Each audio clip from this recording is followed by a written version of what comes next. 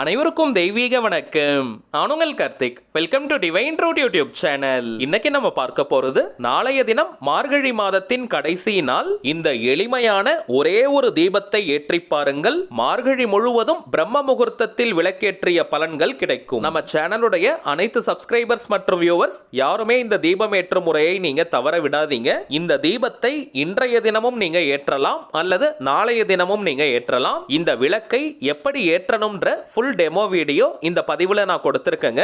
இந்த தீபத்தை ஏற்றுவதனால் ஏகப்பட்ட பலன்கள் நமக்கு கிடைக்கும். முதல் விஷயம், நம்முடைய பாவங்களை அழிக்கக்கூடிய ஆற்றல் இந்த தீபத்திற்கு உண்டு. இரண்டாவது, வீட்டில் நிரந்தர லட்சுமி கடாட்சம் ஏற்பட்டு செல்வம் கொழிக்கும். மூன்றாவது, மார்கழியில் இந்த தீபத்தை நம்ம ஏற்றுவதனால 7 தலைமுறைக்கும் இது மிகப்பெரிய புண்ணியத்தை சேர்க்கும். மார்கழி மாதத்தில் ஒவ்வொரு நாளுமே பிரம்ம முகூர்த்தத்திற்கு இணையானது. இந்த மாதத்தில் நாம் செய்யக்கூடிய மந்திர ஜபங்கள், நாம ஜபங்கள், ரகசிய வழிபாட்டு முறைகள் மற்றும் தாந்திரிக முறைகளுக்கு பல கோடி மடங்கு அதிகமான பலன்கள் கிடைக்கும். இதை தாண்டி மார்கழி மாத பிரம்ம முகூர்த்த நேரத்தில் தினமும் நாம் விளக்கேற்றினால் சொல்ல முடியாத அளவிற்கான பலன்கள் நமக்கு கிடைக்கும். நம்முடைய அனைத்து விதமான கோரிக்கைகளும் மின்னல் வேகத்தில் நிறைவேறும். ஆனால் இந்த மார்கழி மாதம் முழுவதும் பிரம்ம முகூர்த்த நேரத்தில் விளக்கேற்ற முடியாதவர்களுக்காக சாஸ்திரத்துல ஒரு அற்புதமான வழியை நமக்கு சொல்லியிருக்காங்க. அப்படிப்பட்ட ஒரு தீபத்தை தாங்க இன்னைக்கு நம்ம பார்க்க போறோம். அந்த தீபம் என்ன, அதை எந்த நேரத்துல எப்படி ஏற்றணும்னு இந்த வீடியோல டீடைல்டா நம்ம தெரிஞ்சுக்கலாம். அதற்கு முன்னாடி நம்ம சேனலை இப்பதான் நீங்க ஃபர்ஸ்ட் டைம் பாக்குறீங்கன்னா மறக்காம சப்ஸ்கிரைப் பண்ணிக்கோங்க. பக்கத்துல இருக்க பெல் ஐகானையும் பிரஸ் பண்ணிக்கோங்க. அப்பதான் அப்லோட் பண்ற எல்லா பயனுள்ள தகவல்களும் உடனடியாக உங்களுக்கு நோட்டிபிகேஷன்ல வரும். நம்ம பார்க்க போவது நெல்லிக்காய் தீபம் ஏற்றும் முறை. இந்த குளிர்காலத்துல நெல்லிக்காய் நமக்கு அதிகமாக கிடைக்கும். தாந்திரிகத்தில் இந்த நெல்லிக்காய்க்கு மிகவும் முக்கியமான இடம் இருக்குங்க. நெல்லிக்காய் மரத்தினுடைய வேர் பகுதியை பயன்படுத்தி சில தாந்திரிக முறைகளை நம்ம சேனல்ல கூட பார்த்திருக்கோம். அரை நெல்லிக்காய், முழு நெல்லிக்காய்னு எந்த நெல்லிக்காயாக இருந்தாலுமே அந்த மரத்திற்கு அதீதமான தாந்திரிக குணம் உண்டு. அந்த மரத்தினுடைய வேர், கிளை, பழம், இலைன்னு அனைத்துமே மகத்துவம் வாய்ந்தது. மகாலட்சுமி தாயாருக்கு மிகவும் விருப்பமானது இந்த நெல்லிக்கனி. ஆதிசங்கரர் ஒரு ஏழை பெண்மணியின் வீட்டில் யாசகத்துக்காக நிற்கிறாரு. அந்த வீட்டில் ஆதிசங்கரர் சாப்பிட கொடுப்பதற்கு எதுவுமே கிடையாதுங்க.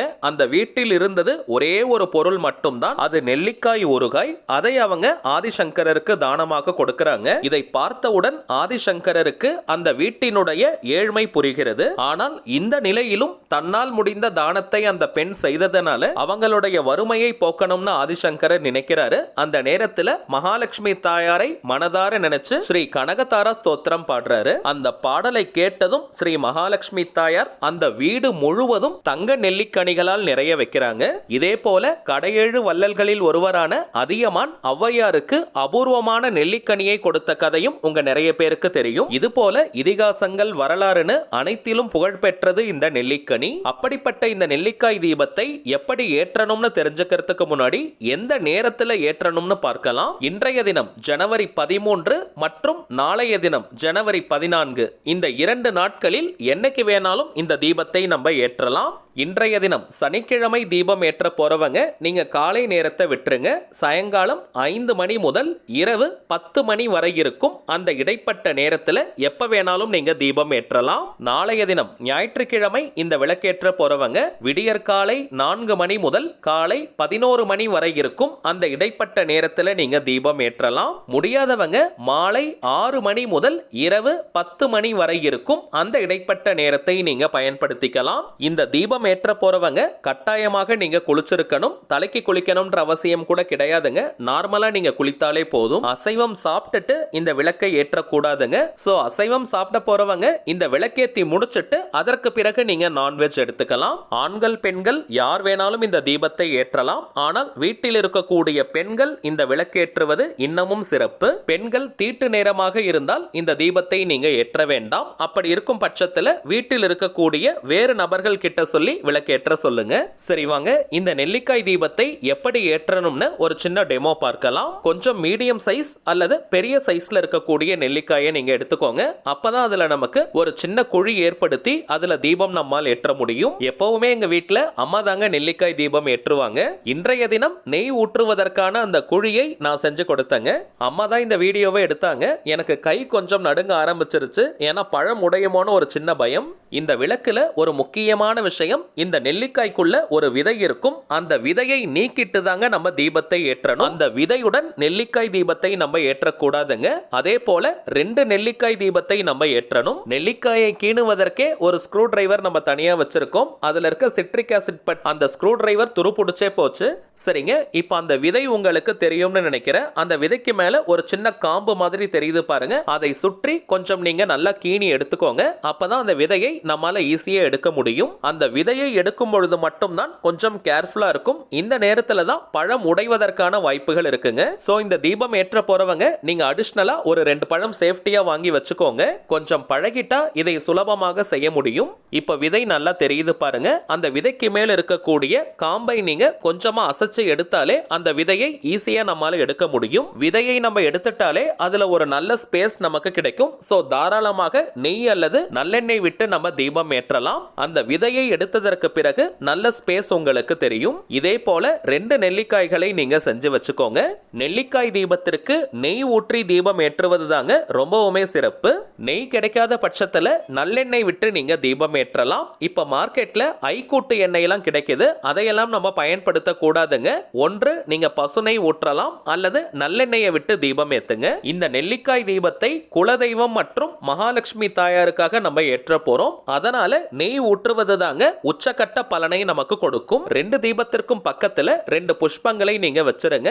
எந்த மலர்களை வேணாலும் நீங்க வைக்கலாம். அதே போல இந்த நெல்லிக்காய் தீபத்திற்கு நம்ம நெய்வேத்தியம் வைக்கணும்ன்ற அவசியம் கிடையாதுங்க. நாம் ஏற்றும் இந்த நெல்லிக்காயே இறைவனுக்கு நெய்வேத்தியமாகும். அடுத்ததாக எந்த திரி பயன்படுத்தலாம்னு பார்த்தோம்னா நார்மல் பஞ்சு திரி அல்லது நூல் திரியை நீங்க யூஸ் பண்ணலாம். வாய்ப்பு இருக்கிறவங்க தாமரை தண்டு திரி, வாழைத்தண்டு திரி மற்றும் பஞ்சு திரி இந்த 3 திரிகளையும் இணைத்து நீங்க சேர்த்து தீபம் ஏற்றலாம். அப்படி இல்லைன்னா நீங்க வெறும் பஞ்சு திரி அல்லது நூல் திரியை மட்டுமே கூட பயன்படுத்தலாம். எல்லாமே நான் ரெடி பண்ணி கொடுத்துட்டேங்க. அம்மா இந்த தீபத்தை ஏற்றினாங்க.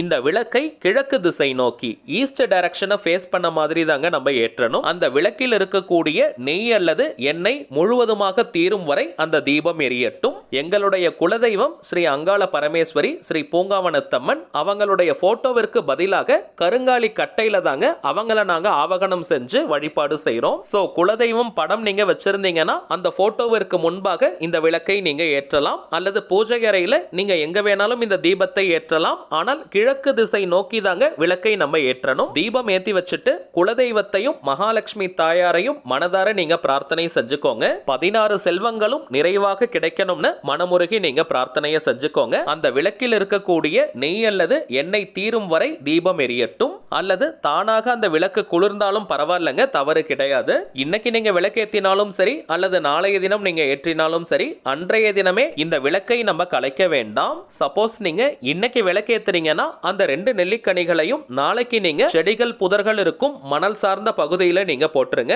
அல்லது வீட்டு பக்கத்துல ஏரிகள், குளங்கள், கிணறு, ஆறு போன்ற நீர்நிலைகள் இருந்தால் அங்கேயும் நீங்க போடலாம். அல்லது வீட்டு பக்கத்துல ஏதாவது பெரிய மரங்கள் இருந்தால் அந்த மரத்திற்கு கீழேயும் நீங்க வச்சுட்டு வந்துடலாம். திரியோடு இருக்கக்கூடிய அந்த நெல்லிக்காய் தீபம் முழுவதுமாக எடுத்துட்டு போய் நீங்க வச்சிடணும். அவ்வளவுதாங்க இந்த தீபம் ஏற்றும் முறை. மிகவுமே எளிமையான ஒரு தீபம். கொஞ்சம் உங்களுக்கு டீடைல்டா எக்ஸ்பிளைன் பண்ணதுனால கொஞ்சம் பெருசா தெரிஞ்சிருக்கும்.